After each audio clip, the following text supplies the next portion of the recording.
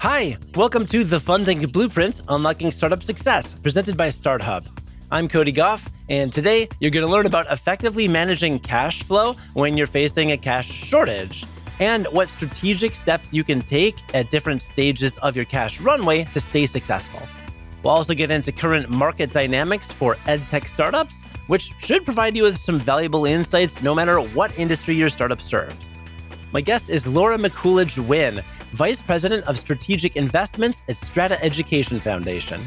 Strata, as a foundation, aims to create clearer and more purposeful pathways from education to careers for adult learners. And it utilizes tools such as policy, advocacy, grant making, and strategic investments to further this mission. Laura specifically focuses on funding seed to Series B stage companies whose products are strategically aligned to Strata's impact mission. And she is based in Miami. There are a lot of companies faced with cash shortages right now. So to start our conversation, I asked Laura, what's causing this shortage and what should founders do about it? Here's what she told me. Yeah, Cody, that is a great question. And I feel like there is not, there's some playbooks out there for founders, to think about as they're managing cash, but they're not super deep, I guess. So I think it's a good topic to dive into. What's causing this fundamentally is just everything we're all experiencing in the markets right now. Interest rates have been at, crazy highs this year. Fortunately, they're coming down next year. So we'll see how that changes the capital markets. And cash is just extraordinarily expensive right now. And when that happens with high interest rates, it means that LPs are doing fewer commitments to managers because we're perhaps a little bit overweight in our equity side of the portfolio. So it just is creating this whole cash crunch. And then if LPs are not doing commitments to managers, then they are investing in fewer companies or they're taking their time investing into companies. So if you're a founder navigating this market, I would recommend a few different steps as you are, looking down the pipe at maybe a dwindling cash balance. So as we walk through what you might do in these scenarios, I would say the assumption here is that there's two co-founders at the company and one of the co-founders is technical. And I would also suggest thinking about this game plan on a quarterly basis, so reassessing every 3 months. So if you were at the 12 months cash mark, so you're 12 months in the bank and you haven't sent an investor update, now would be the time to do that. It's always a really good idea to keep your investors in the loop because, they could be there for you if things get a little bit tighter. So 12 months, send that investor update. Start planning for a fundraise or profitability. Cut all your expenses that are not directly related to generating revenue. And so with only 12 months of cash on hand, you are likely not making significant product changes at this point in time. This is also a point of cash that you could properly pivot, but only in the event that you've built something internally that you could sell or that you already have an idea that you could launch. It all depends on how fast you can ship a new and basic product. So 12 months, you're not in the mode of doing significant investments in company and growth at this period of time. At thinking about this on the quarterly basis, you've done this for a quarter. The 9-month mark, this is where you assess what's working and how much runway you really have. So have you extended the runway further? And what could you do if you need to, further extend it? Maybe it is cutting more of the team, et cetera. Or have you made enough progress that you could actually fundraise at this point? I would send another investor update again so that they know what's going on and what's transpired over the 3 months of navigating this situation. 6 months, we're getting critical. 6 months cash on hand, fundraising momentum needs to happen. But if it doesn't, between the 9 and 6 month mark, you really need to heavily cut your costs at this point. So this is also where you are exploring acqui-hire plans. You're basically bringing everything down to the studs of the company. If your plans were working at the 12 and 9 month marks, you might be able to raise a little bit of money and keep the doors open, perhaps from current investors, maybe a couple new investors. As a founder, this is also unfortunately where you really are not taking a full salary. You're only using the cash that you need to keep your lights on at a bare minimum. And then at 3 months, if you haven't found anything like an acqui-hire or a follow-on round, you need money to close the company, unfortunately. So the 3-month cash mark is where you start, going through the process of, what loose ends would need to be tied up and balances to be paid, et cetera, or even maybe some cash return to investors. And that is how you close things down. But hopefully, you go from the 12 to the 6 and you've made the right cuts and you just really start focusing only on sales and not, growth or product roadmap. And, you can get there. And, keeping good relationships with your current investors is also super important during this time. Yeah, I was a little surprised or I imagine a listener may be a little surprised to hear you need cash to close a company.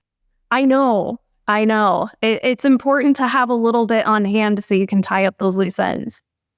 So I can see that it would be in a founder's best interest to close a company the right way for multiple reasons, including wanting to maintain a positive relationship with investors, business partners, employees. I mean, everybody, anybody that you owe money to, obviously. And, if you want to become a founder again or work in that startup environment, you're going to need those relationships, right? So that's very important. What does someone risk if they start the startup, they get near the end, they got 3 months left. They're like, this isn't going to happen. And I never want to work in a startup again. And I'm washing my hands of this. I'm throwing them up and I can't handle this. This is not my lifestyle. I'm going to go work for a big corporation, or I'm going to go be a monk in Tibet or something like that. You're never hanging your shingle as a founder again. You're done with the startup community. Exactly. Okay. What's the worst case scenario if they don't have that money they need to close the company? What kind of consequences and repercussions can the founder and their team face? I mean, we live in a very litigious society, so you could see anything and everything happen. I guess fortunately or unfortunately, it's hard to sue a company that doesn't have any, cash or assets to acquire. I think you just you risk a lot of burned bridges, right? And I think in any life situation, you have to, as a founder, you can't look at it as a failure. You are developing skill along every step of this way in this journey, and these learned skills are going to translate to something of value. So it's always important to do it right and to not have any shame or regret around it. Hindsight is always 20/20. But, be sure to talk to people at the 6-month or 3-month mark. Maybe it's investors that can put you in touch with other founders that have shut down a company. It can be done properly. It doesn't have to crash and burn. So education was a hot market for startups in COVID times. Oh, yes. We're kind of post-COVID, depending on who you ask or how you frame it. But we're no longer quarantined in our homes. At least, hopefully, by the time this episode comes out, no one is being quarantined actively. What is the landscape like now in this 2024 environment in which we live? For education companies, I feel like we have gone back to the state that it was prior to, I'll just say, the general pandemic bubble. I think that a lot of, founders and even investors, saw the pandemic as the opportunity to really, innovate in education, innovate in delivery models of education. So I think that from a valuation perspective, the education market has for sure stabilized from that time. I think what I'm excited about in education is just, this next frontier of, students are exploring alternative pathways outside of the 4-year traditional education pathway. They are, exploring more shorter term training opportunities. There's dual enrollment that's happening. So high school students, are looking at vocational training or other opportunities while they're even still in high school. I feel like there's so much more flexibility for people, that are ages 18 to 22 than there ever was before. And that's going to create a lot of fascinating dynamics in the market. Cool. Let's get very specific and talk about what is working really well right now. I know you're working with 2 startups that are really making a difference. So I'd like to talk about those. We'll talk about Rise Education, and then we'll move into interplay learning. So start with Rise. So what problem is Rise solving, and what makes them so compelling to work with? Sure. So first of all, Kevin and Connor, amazing founders. I couldn't be happier having them in the portfolio. What I love about Rise is they're solving a pretty deep problem for institutions right now. It's really hard to keep faculty at times when they're recruited away to work in industry. And, for a small institution in a market that maybe doesn't have a lot of cybersecurity talent, for example, it could be nearly impossible to attract, an instructor to come back to the institution to fill that gap. And, there's also a lot of institutions that are seeing demand from students for just different types of curriculum.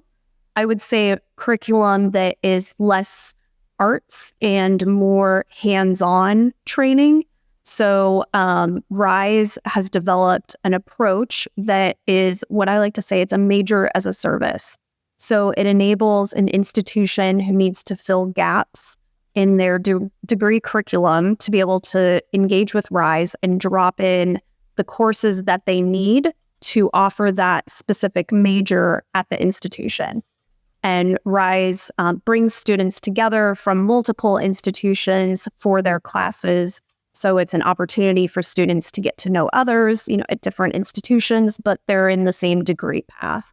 And it's a win-win. It's students get a unique curriculum through Rise, but it's the same experience as, completing their major at their home institution that they originally enrolled into.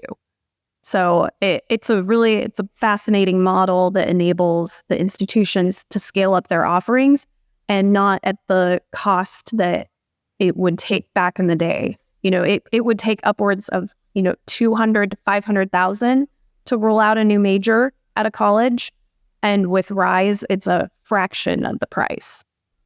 Yeah, that I can obviously see how that's compelling for institutions and also helps individuals, which is definitely always good to have that win-win in EdTech startups and education startups. So how about interplay learning? What problem are they solving, and how is it being addressed?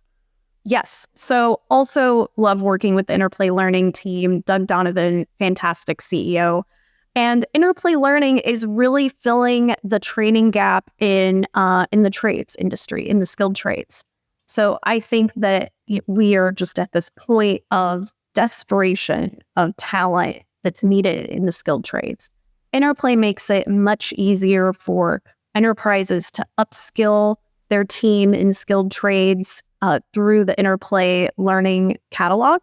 And then they also have an individual offering that a person or a small business could go and use Interplay's course curriculum, the Skill Mill catalog, to also, improve their training and enter the market or bring entry level individuals and upskill them into a full-fledged skilled trade professional. So, and then the things that Interplay is doing with AI and the real-time coaching within their simulations is brilliant. I think it's a game changer for how people engage with learning content.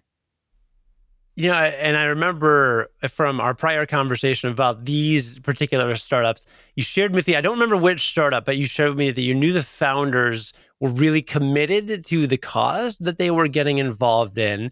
And I did, I want to flag for our listener that in case you missed it, Laura just name dropped the people that are, the founders, right? We always talk so much on this show about how the founders are the ones that really are being invested in. And that's just shown right through in your examples. But you did share a story because we all want founders who are committed. You shared a particular story that really you were like, wow, they really are committed. Can you talk about that? Sure, yeah. So when I first connected with Kevin and Connor from Rise Education, I connected with them in December 2020, and I will never forget this Zoom because they had relocated to Adrian College's campus in Michigan to really embed themselves in university life and understanding how institutions operate, from the ground up, all the ins and outs of, what the university environment is like on every single level. And I don't think now, let's see, 3 years later from that conversation, I don't think I have met another founding team that actually went to live at an institution so that they could firsthand understand the problems that their customers were navigating. And, to then actually be able to back them 2.5 years later is a pretty incredible journey. It gives me goosebumps, honestly, like to see the beginning and then where they're at today and to know exactly the problem that they landed on solving is very cool. So when you say living at the institution, were they like living in the dorms? Yeah. What? Yeah. That's dedication right there. So they were living in the dorms, presumably taking some classes? I mean, were they just like straight up enrolled, or did they have some kind of deal with the administration? How did that work at a nuts and bolts level? So Jeff Docking, the president of Adrian College, was a design partner for Rise and, part of definitely a huge influence in helping them figure out the best way to build this company that would make sense for their customers. And so I believe some of it, was probably seeded by Jeff to say, hey, like come to Adrian's campus and stay for a bit and learn how things work. But this is probably a conversation I need to have with them over a drink sometime, because in your first Zoom meeting, you're not asking like, hey, did you get the dining plan? Wow. So we've talked about what's working well in your industry and with a couple of really innovative companies you work with. Let's talk about what's not working well. What are the major challenges facing the industry right now from your point of view? Oh gosh, Cody, that is a tough question. I would say in general, what's been hard about education right now is that, COVID brought such significant change for institutions. And they adopted a lot of new tools to be able to serve students more effectively. I think there has been a little bit of fatigue at institutions for adopting new things in 2023. So I think, sales cycles have been harder, they've been longer, and that coupled with, enrollments in higher ed have just generally been on a slow decline. And so if you're sitting at the institution side and you are looking at, your revenue because your enrollments have declined, your revenue isn't as high as it was. You have just this, student turnover issue that's happening. And then you spent a lot on technology solutions in 2020, 2021, and 2022. You're just going to be a little more reluctant to add new things to the mix when, I wouldn't say you're in survival mode, but you're not, maybe gung-ho for growth at this moment of time. I think that's been a really big struggle for companies selling into the education market this year. Bit more of a bear market, to crudely make that analogy. Do you have any sense of how we're measuring how effective some of this technology is? The example I'll give is I was just looking at there's a private elementary school near me. My kid's 3, so he's got a few years. We're right by a public school. It's very highly rated. We'll probably send him there, but I'm like, I like to know my options. So I look at the private school. Everyone raves about it. It's very highly rated. And then I get to the sentence and it said, and every student has a tablet. Every student has a tablet in their classroom. And immediately my knee jerk is just like, ooh, I don't know if I want that, because how do you feel about that? I do not feel great about it. But I mean, I think any change is hard for anybody, right? I didn't grow up with tablets in my classroom. I grew up learning cursive, right? Longhand, taking notes in my notebook, right? So to me, and I know that works to a degree for me. Maybe if he uses a tablet every day, he'll learn twice as much and it'll be amazing. But I don't know how the data's bared out on that. And, COVID was only a few years ago. So long-term outcomes, even short-term outcomes, how closely or how effectively do you think startups in education or other companies in education are actually able to measure the impact of this? Is it bad to have the tablets in the classroom? And can we even know that yet, or is it too early? Oh gosh. I don't know if I can speak succinctly to the impacts of learners and having tablets specifically in the classroom. I think for any founder that is looking to build a business in education, measuring outcomes or impacts to students has to be a core tenet of your business model. Because for every sale you make, whether it's in higher ed or K-12, that is one of the first questions that people are going to ask is, what are the outcomes that you've seen? And you have to just figure out that feedback loop and the needle that you're trying to move with your product. It's core to education. I think that's a perfect answer for that, honestly. And it was, and I will go back and do my own research on, how effective tablets are in the classroom. And I just think, Cody, like we're at this era that tablets aren't going to go away. But the plus side of it is we're also in this era that because of AI, we have this chance to have a more personalized learning. I think what I've come to appreciate in this role is that everyone learns differently and there is no right or wrong way. But now we're at this point that we're able to serve learners better in their individual preferences. And I think that is going to be game changing. I would have loved to be a physician, for example, but I was horrible at science. And I wonder now if it was just the way that it was taught is actually not how I learn and internalize things. And maybe if I had had the opportunity for a personalized learning approach, that I might have ended up in a different career. I love where I'm at, but you never know. Sure, absolutely. So to tie all this together and give founders a strong game plan for startup success, what are the biggest takeaways you think they should walk away with in terms of what's working and what's not, and maybe where you see some really great opportunities? Yeah, I would say these are things to consider almost like regardless of sector in some ways. So, you have to identify the problem that you're solving for, right? That's just fundamental. Do customer interviews. Do surveys, talk to as many people in the space as you can, and I think that is any sector that you're building in education, apply the same thing, understand the budgets of institutions and what vendor you would need to disrupt on that budget line. I would say always have 2 co-founders. Ideally, one is technical. And I would also just know at a high level, if your idea stage, don't put too much brain damage towards this. But I think in education, there is opportunity to do well and perform well. The valuations are not the same as what you're going to get in other sectors. And so I would just be cognizant of your fundraising and capital strategy and how it aligns to the potential exit opportunities in whatever sector you're in. There is a price that people are willing to pay for things, and I would just know what that is. That's fair. You have mentioned to me before that you strongly prefer investing in co-founders versus solo founders. Can you talk a little bit more about that?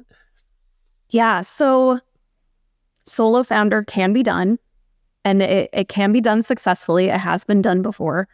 It gets really hard to shoulder the burdens of building a company and all of the chaos and excitement and the highs and lows that go with it by yourself. So, if you are dealing with an investor base that is being a little bit difficult to navigate, that's an area where, carrying that burden alone can be really taxing. If you have to go through rifts and you're doing it by yourself, and you don't have a partner in crime on this, that can be a really hard thing to navigate on your own. And just in general, having a sounding board that you trust. It's really, if you don't have that as a co-founder, it's really hard to find it. And fundamentally, at the end of the day, entrepreneurship can be a very lonely journey. And so having someone by your side and to share in that journey, I think is always going to be to your benefit, especially when your skill sets are complementary. Makes sense to me. Well, consider finding a buddy to be a co-founder, or maybe not a buddy, maybe I don't know, business professional that is in your network, or not. Just find one. Consider that, and at least exploring that option before going in solo, because as you mentioned, support's always good. And listener, you can learn more about Strata Education at strataeducation.org. That's STRADA. And if I'm a founder and I'm listening, then how can I work with Strata Education? Yeah, send us a note. Our emails are on our website. Hit me up on LinkedIn. We are actively investing, and as Cody said, across stages, seed to Series B, and would love to talk about the problem you're solving. Awesome. Love that. Well, Laura McCoolidge Nguyen is the Vice President of Strategic Investments at Strata Education Foundation. I thought there was a lot of great advice in today's episode, and I appreciate you spending some time with me, Laura. Thanks, Cody. It was a blast. I hope I can come back. I hope you enjoyed our conversation. Remember, when you hit that critical 3-month cash mark, shift your focus toward investor communication, planning for fundraising or reaching profitability, and aggressive cost-cutting strategies when necessary. That way, you won't go from cash flow to crash flow. Ha! I'll show myself out. But before I go, I should let you know that next week, I'm going to have a major announcement, so check out next week's episode. But for now, The Funding Blueprint is produced by me, Cody Goff. You can get in touch with me at cody@academicpodcasts.com if you're looking for a high-level advanced content marketing strategy consultant. Or word salad, apparently. I make a delicious word salad. And this episode's audio and video editing were by the spectacular Sean Patel. If you're looking for high-quality sound design or audio-video production work, get in touch with Sean at seanpatel.com. Thanks again for joining me, and have a great week.